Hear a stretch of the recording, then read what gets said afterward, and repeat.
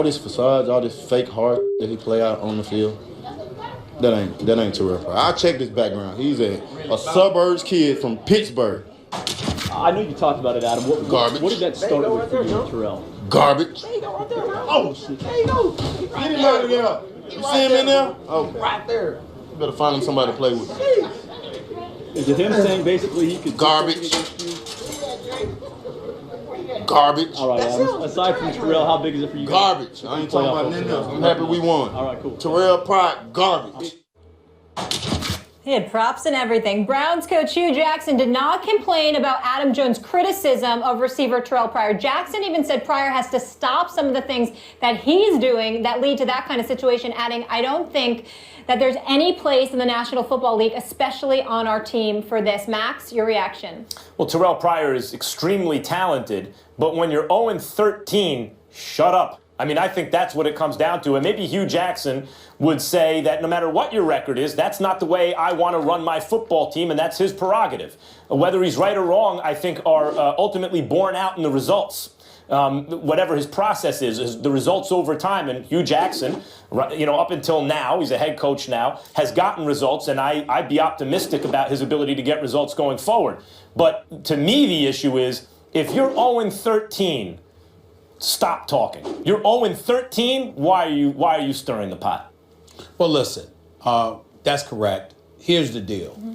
Adam Pac-Man Jones is absolutely right. And I think that Terrelle Pryor needs to have some humble pie, because Pac-Man Jones is basically saying that I've been in this league for a while. You haven't. You just got here. You're a quarterback who's now become a wide receiver. Now, the sad part is that he's the leading wide receiver for the Cleveland Browns. Got nearly 900 receiving yards. But when you are 0-13, shut the hell up. You don't need to be talking. That's my argument in favor of Pac-Man Jones and what he did. What I will say in defense of Terrelle Pryor is this. You got a lot of scrubs on Cleveland. You 0-13, I'm sorry. You got a lot of scrubs. Okay? You're Terrelle Pryor.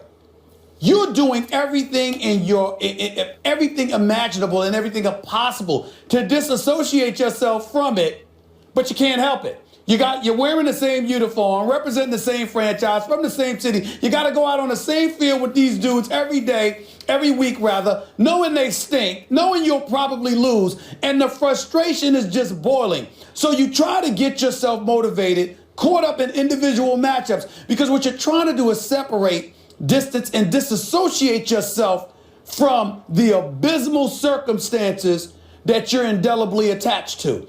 That's what's going on with Terrelle Pryor. Yeah. So Pac-Man was right. Terrelle Pryor definitely needed to be humbled. There's no question about it. And Pac-Man Jones can ball, which he has proven. But what I would say to Pac-Man Jones is, when you go home and really think about it, let it go, which I'm sure he will. Because this brother's so miserable. You know what I'm saying? Yeah. You wouldn't wish 0-13 on anybody. Two points. I want to make two quick points about this. One, the fact that Pac-Man Jones' background is worse than Terrelle Pryor, so he somehow has more of a right to talk that way. Look, Sugar Ray Leonard did not come from as bad circumstances as some of the other fighters he fought, but he beat him pretty good. So, that's one. And two, Steve Smith. I don't care if Steve Smith came from the richest family in the world, the receiver. The career he's had, and as tough as he's been on the field, that's not Terrelle Pryor. Not yet. He doesn't have that career yet. So Steve Smith can say these same things, and if you're a corner or you're in the secondary, you want to go back at him, whatever. I'm not going to criticize Steve Smith for that, but that's not Terrelle Pryor, at least not yet. Tom, the terrible, we don't hear that one often. During the first half of last night's win over the Ravens, Tom Brady was captured throwing a tirade on the sideline after he missed a deep pass to Julian Edelman. It's not the first time Brady's been fired up during a game. Max, should Brady get a pass for this? I mean, yeah. I can't believe we're even asking that question. Tom Brady is the greatest quarterback who ever lived. I think that's probably the best argument you can make for any quarterback, is that Brady is number one. He's a 4-time Super Bowl champion. He's an extremely competitive guy. Sometimes I don't like when he shows up receivers. Personally, I think, all right, you showed that guy up publicly a little bit, and maybe it wasn't even that guy's fault. But it's the same way when Popovich says something, we give him a pass because of the equity he built. If this is Popovich's process, then that's the best process. So why are we questioning it? It's better than everyone else's process. If this is Brady's process, then that's the best one. He's entitled to do it. And furthermore, it may be the best one out there because it has led to success. Of course, he not only gets a pass, but it maybe should be emulated when he does something like that. Like there's something to be taken from it. Here's the deal. Of course, Tom Brady should get a pass because he's one of the best ever, if not the best ever. But I think the question itself is being asked because, Max, the fact is that, again, I keep repeating that sports is the closest thing to a meritocracy. We look at sports and we're thinking things are fair. And so if you're going to judge an Odell Beckham Jr., even though he's a receiver and far more demonstrative than Tom Brady in my estimation, or the T.O.s or Ocho Cincos from the past and others, then people are saying, wait a minute, what you say about these individuals, how you label and characterize these individuals. Why is it that you're so quick to do that, but you're not so quick to do that with Tom Brady? Now, to me, he's great. And he wins. I don't give a damn what he does because he backs it up. And his willingness to hold individuals accountable resonates. Not to mention the fact that when he's usually demonstrative, it's usually in celebration of something team-oriented or when somebody falls short of fulfilling their responsibility. And as the quarterback and as the leader of the team, he has every right to do that. The flip side is that's not the excuse people use for condemning others while giving Tom Brady a pass, and that's the problem. I want to address that. You said, why are people so quick? I'm not so quick at all. In fact, I'm so slow. In other words, I'm slow to recognize that Tom Brady gets away with that he has built enough equity that it's Tom Brady. Forget about even the position, or it's Greg Popovich or someone like that. If Odell Beckham Jr., who I've been saying is the best receiver in football, he's on the Giants, my team, I love the Giants and love watching Odell play. But if he winds up winning 4 Super Bowls, multiple-time league MVP, Super Bowl MVP, and he starts talking to somebody and doing something which right now I'm not so crazy about, at that point, I'll tell everyone else who has something to say, shut up. He's earned that. So it's not so quick to defend Tom Brady here. It's that over the body of work, over the course of his career, he has earned the benefit of the doubt in these situations. Well, he's earned the benefit of the doubt, that's true. But at the same time, it's not the reason why everyone's prone to give him a pass. It's that it's almost like it just passes folks by, like it goes unnoticed. It's one thing to sit up there and say, he is this way, but we're going to let that pass because he's so great.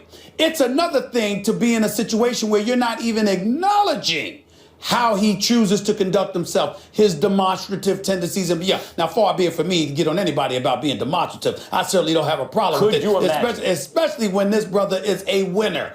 All I'm saying is anything that points to consistency and fairness being exercised is something we should entertain instead of ignore. If you want fairness compared to Tom Brady, get on his level.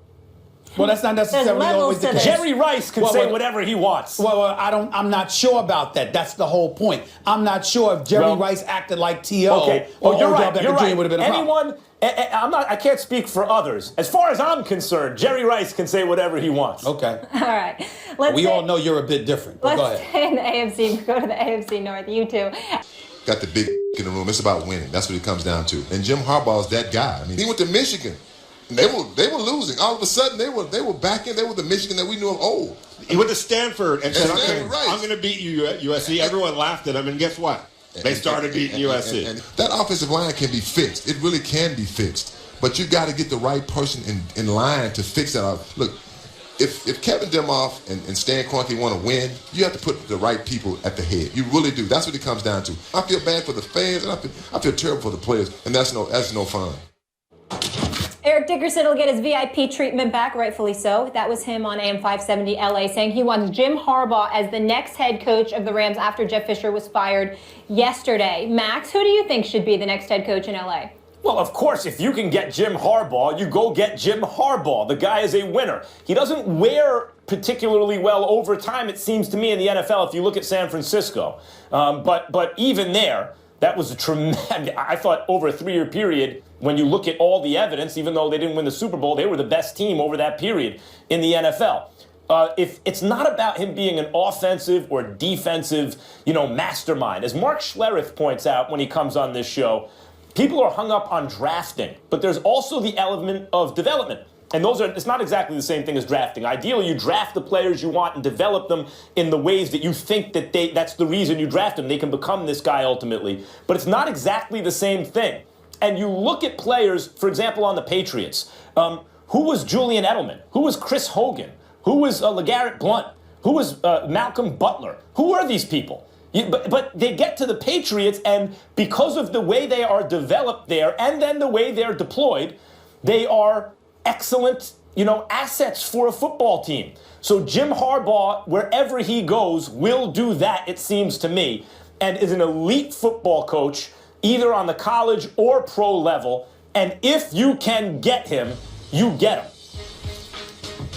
Well, you really stepped out on a limb there, and so am I, because I completely agree with you.